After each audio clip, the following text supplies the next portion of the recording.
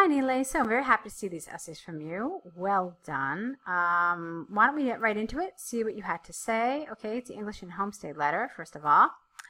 Okay, so, dear sir, madam, let's capitalize the sir here, okay? I am Nilay Patel, capitalize your last name, comma, and then space, and then a student from India, comma, and then space. This writing letter in response to English and Homestay program, which you might be aware of.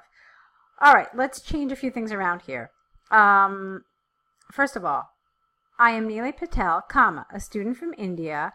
You don't need to say a comma here. Writing this letter regarding the English and Homestay program,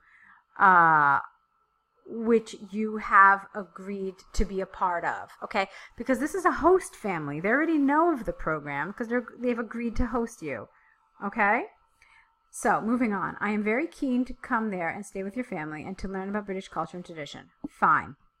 This is the first time I'm visiting the UK, so I wanted to know about the climate condition of UK, so I can bring some extra clothing, and also is there any hospital nearby your house in case if the weather doesn't suit me, and how much money should I bring with me? Wow, a lot of information in one sentence. So let's change a few things again. This is the first time I'm visiting the UK, so I would like to know. It's a formal letter, so I don't want to see words like I want. It should be I would like. So I would like to know about the climate of the UK so that I may bring some extra clothing. Full stop. Also, could you tell me if there is a hospital near your house in case the weather does not suit me? So what I've basically done is I've changed the grammar to make it correct, to change some of the incorrect words. All right, and also you don't use contractions in formal letters in IELTS. You have to write the whole word out. All right, and then again, full stop. Furthermore, please advise me, please advise me regarding the amount of money I should bring with me for maintenance. I don't know what you mean by maintenance. Actually, I don't know what you mean there. Why don't you just say for my expenses? So please advise me regarding how much money I should bring for my expenses. Okay? Then, lastly, I would like to know about the frequency of local buses and taxis. It's one sentence in case I would like to explore. I don't really like roam around, so I guess you could say roam around, but I think explore would be a nice word. You could say something like explore on my own. That would be nice, okay? But the idea is that it needs to be one sentence.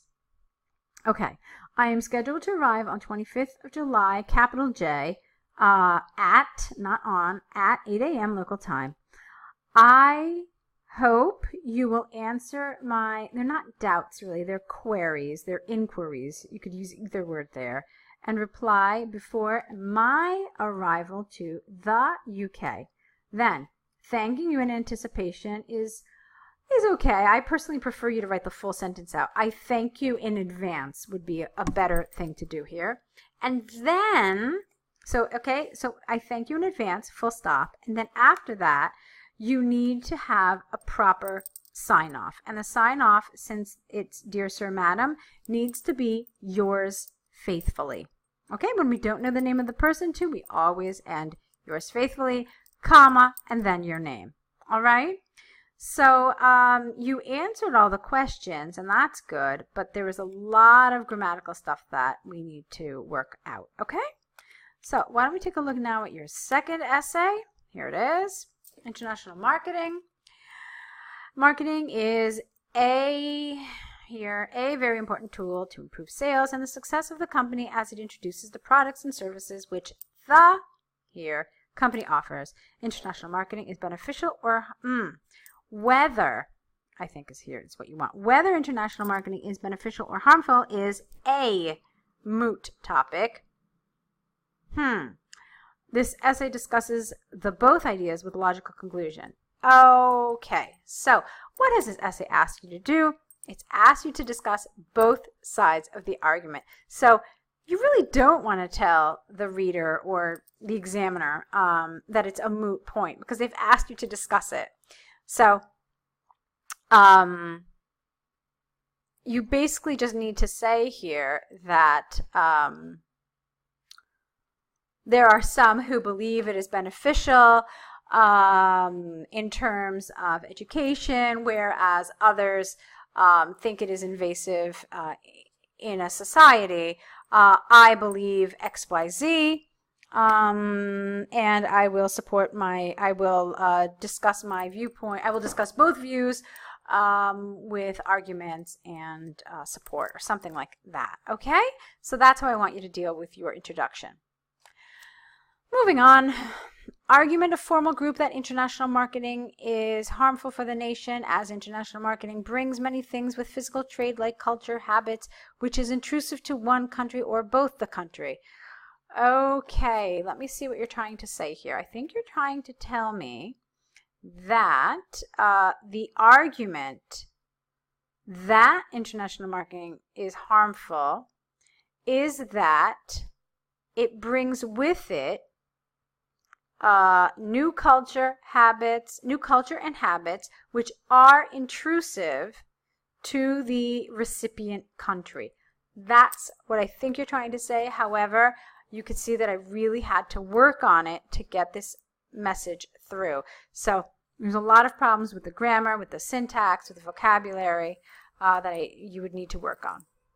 Moving on, this brings dangers to the cultural identity. Sometimes international marketing also brings harmful substances and habits, plural, which are equally dangerous as cultural invasion. To cite an example, no D, an example. American food chain companies have, because it's multiple companies, made significant profit by marketing junk food in Asian countries like China capital and India capital, although the junk food is harmful for the health of the people. You have to say whose health? The health of the people. Okay. I feel like you're kind of talking about globalization here. I'm not really sure how specific to international marketing this is. So I have a question mark regarding that in terms of the way you develop this paragraph. Might help to read up a little bit on international marketing. Let's move on. On the flip side, some argue that it is good for the nation as it spreads ideas, language, and culture. It is undeniable that without international marketing, globalization is impossible. International marketing adds value, no app, so it should just be adds value to the brand and helps, with an S, helps the company to flourish, which helps the country to get a good source of income as well as employment. As the consumers grow, or as the consumers become more, where is the idea of education and language and culture? Okay, I mean, so far you're talking about money and how it's good for money. Moving on. Additionally, international advertisements teach new goods. They inform about new goods, which ultimately benefit the other country.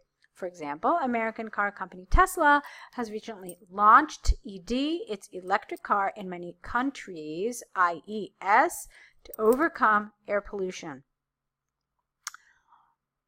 Okay.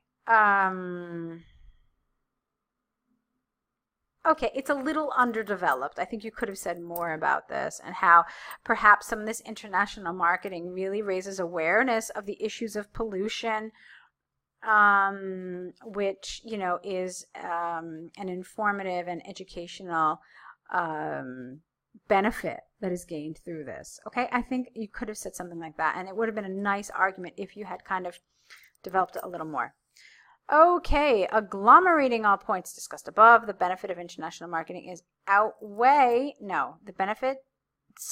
benefits, plural, of international marketing outweigh the harmful effects, plural, of it. However, it depends on the country's people whether to accept the culture, language, or ideas or not. Okay, fine. So there are some nice elements in this argument, to this essay. Let me see. I like that you ordered your paragraphs correctly. You talked about the side that you agree with last, and that's exactly what you should do. So well done. But there's a lot of errors throughout this, so I really want you to kind of revise your grammar and try to work on that a little more. All right? So that brings us to the end of this correction. I hope you found it helpful. I wish you lots and lots of luck, and keep on writing.